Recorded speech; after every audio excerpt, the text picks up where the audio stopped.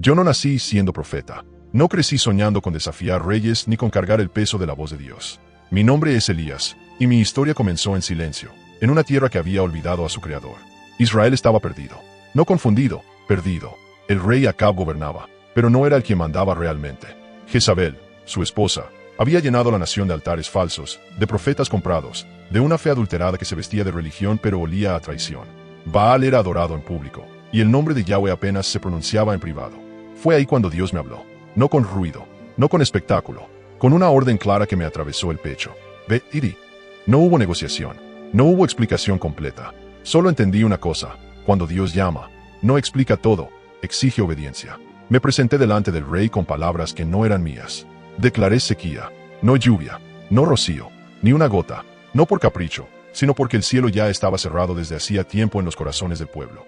Yo solo anuncié lo que ya había comenzado. Y después, huí, no por miedo, sino por instrucción divina. Dios me llevó al arroyo de Kerit, un lugar escondido, solitario, incómodo. Allí aprendí la lección más dura de mi vida: confiar cuando no hay aplausos. Bebía del arroyo, comía lo que los cuervos traían. Cada día era una prueba, cada amanecer, una pregunta sin respuesta.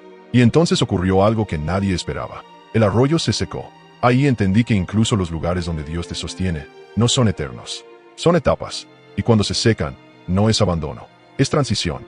Dios me estaba preparando, no para un milagro pequeño, no para una conversación privada, sino para un enfrentamiento que marcaría generaciones. Yo aún no lo sabía del todo, pero el silencio, la soledad y la escasez estaban afinando mi fe para algo mucho más grande. Porque cuando Dios te esconde primero, es porque pronto te mostrará delante de todos.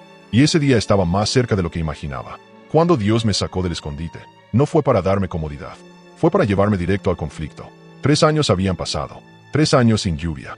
La tierra estaba quebrada, los rostros endurecidos, los corazones divididos. Y entonces recibí la orden que nadie querría escuchar: ve y preséntate ante Acab. No era solo un encuentro con un rey, era un choque entre dos lealtades, entre dos dioses, entre la verdad y la mentira sostenida por costumbre. Cuando me paré frente a Acab, sus palabras no tardaron en llegar. Me llamó perturbador, me culpó por la ruina de Israel. Pero yo no retrocedí, porque el profeta que duda frente al poder deja de ser profeta. Le dije la verdad que nadie se atrevía a decir. El problema no era la sequía, era la idolatría. Y entonces lo desafié, no a mí, no a mi valentía, sino a Dios mismo, públicamente.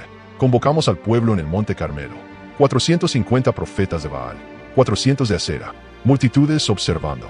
Y yo, solo, nunca estuve más acompañado. Propuse una prueba simple, definitiva, imposible de manipular. El Dios que respondiera con fuego, ese sería el verdadero. Mientras los profetas falsos gritaban, danzaban y se cortaban, yo observaba. Horas pasaron. El cielo permanecía mudo. Ninguna respuesta, ningún fuego, ningún Dios. Entonces fue mi turno. Reconstruí el altar de Yahweh piedra por piedra. 12 piedras, 12 tribus, recordándole al pueblo quiénes eran antes de olvidar a quien servían. Mojé el sacrificio, 1 vez, 2 veces, 3 veces, hasta que todo quedó empapado.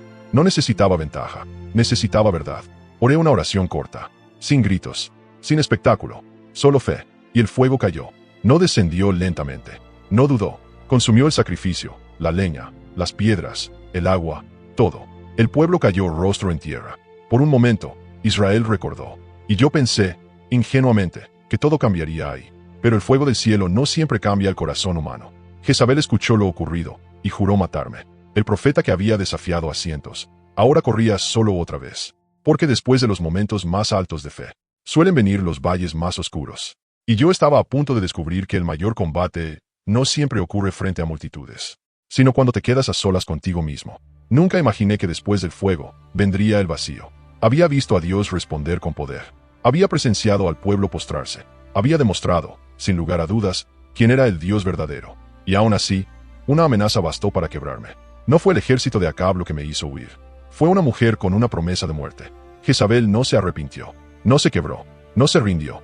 Me envió un mensaje claro: mañana estarás muerto.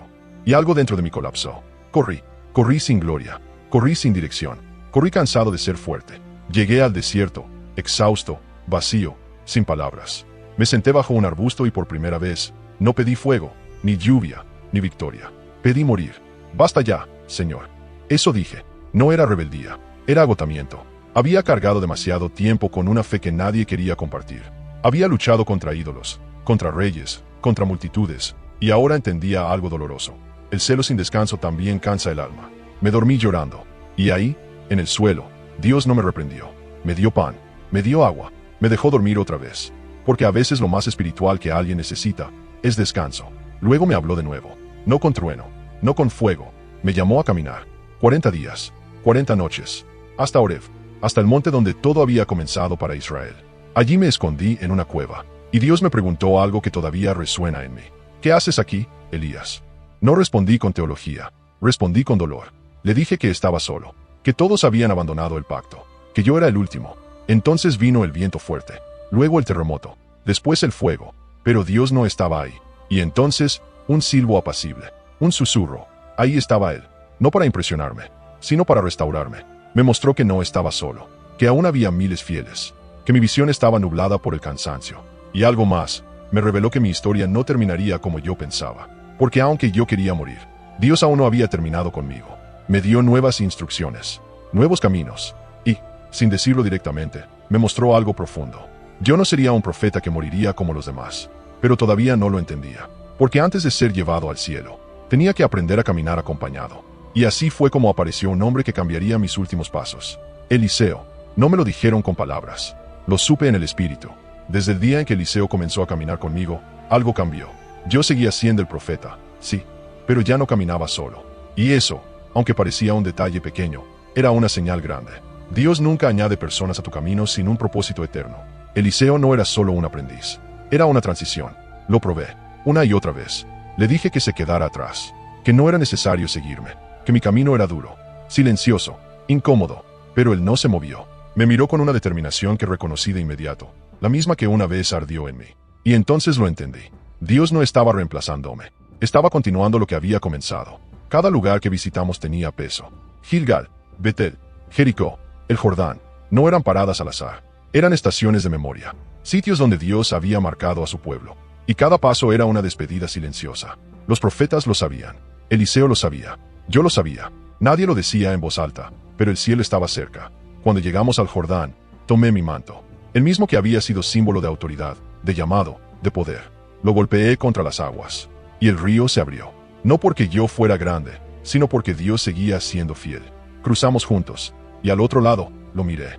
Le pregunté qué deseaba antes de que yo fuera quitado. No era una pregunta ligera, era una oportunidad eterna. Y su respuesta me estremeció. Quiero una doble porción de tu espíritu. No pidió fama, no pidió poder, pidió continuidad. Sonreí, porque entendí que no estaba pidiendo lo mío, estaba pidiendo lo que venía de Dios. Le dije que no dependía de mí, que si me veía cuando fuera tomado, recibiría lo que pedía. Y en ese momento, el aire cambió. El silencio se volvió denso. El cielo parecía más cercano que nunca. No sentí miedo, no sentí duda, solo una paz profunda, porque comprendí algo que muchos no entienden. Yo no estaba escapando de la muerte.